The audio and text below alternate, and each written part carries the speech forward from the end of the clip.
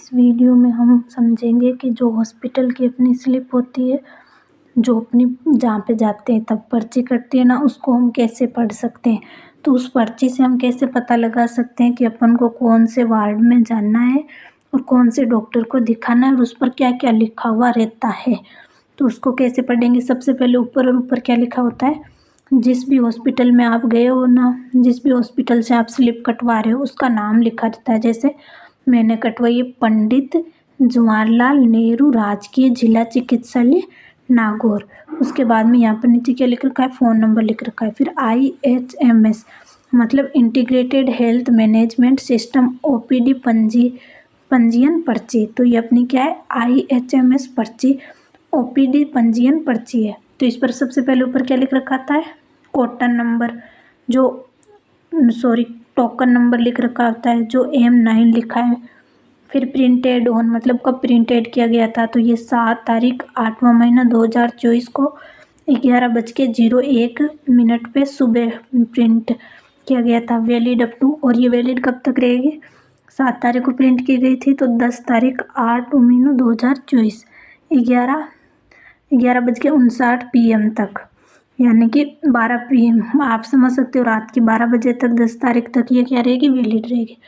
उसके बाद में HID लिख रखा होता है जो सबका अलग अलग होता है हॉस्पिटल का। ये क्या बताता है, लोकेशन बताता है।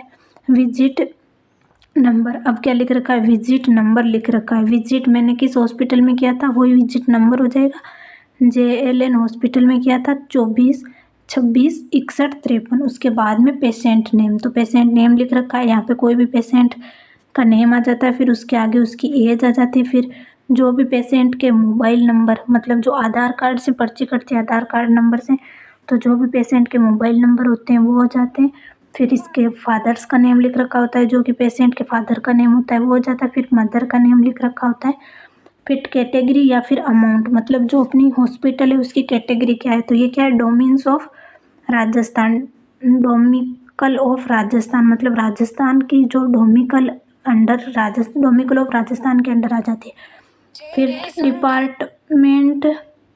डिपार्टमेंट या यूनिट, मतलब मेरे को कहाँ चेक करवाना है, तो उन्होंने क्या यूनिट दी है, मैंने मेरी डिजीज बताई उसके अकॉर्डिंग मेरे को जनरल मेडिसिन यूनिट में भेजा है। और उसके बाद में लिख रखा है केबिन कौन सा है, तो रूम नंबर 16 में जाना है मेरे को। आप जो भी डिजीज बताओगे उसके अकॉर्डिंग आपका क्या हो जाएगा, डिपार्टमेंट और रूम नंबर बता देंगे। फिर विजिट डेट, मैंने कब विजिट किया था, 7 तारीख 8वां महीना 2024 को।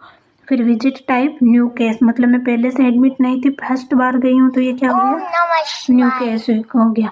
बाद में ऑपरेटर क्या हो गया, ऑपरेटर जो मतलब पर्ची काटता है उसका नाम हो जाता है ऑपरेटर में। फिर आधार नंबर, आपके जो भी आधार नंबर होते हैं वो यहाँ पे शो होते हैं, जो आपको शो होंगे। फिर OPD days, Monday, Tuesday, Wednesday, Thursday, तो किस दिन आपने OPD पर्ची निकलवाई थी वो उसका क्या हो जाएगा, OPD डे हो जाएगा। तो यहाँ पे OPD डे हो जाएगा। फिर ये हो गई अपनी स्लिप के बारे में टोटल। फिर हम यहाँ पर आ जाता है डिस्क्लेमर, मतलब क्या लिख रखा है, in case of any side effect, यदि अपन मतलब वो ट्रीटमेंट लेते हैं साइड इफेक्ट हो जाता है फ्रॉम मेडिसिन, जो मेडिसिन अपन ने ली है, कॉल हेल्पलाइन। तो इसके लिए क्या हेल्पलाइन नंबर दे रखा होता है जो हर हॉस्पिटल का अलग अलग होता है, वो टोल फ्री नंबर है। यहाँ पे ये हेल्पलाइन नंबर दे रखा है और इस पर अपन कॉल कब तक कर सकते हैं, 9 AM to 5:30 PM। तो फिर यहाँ पे जब हम डॉक्टर के पास गए, यहाँ पे डॉक्टर का प्रिस्क्रिप्शन है।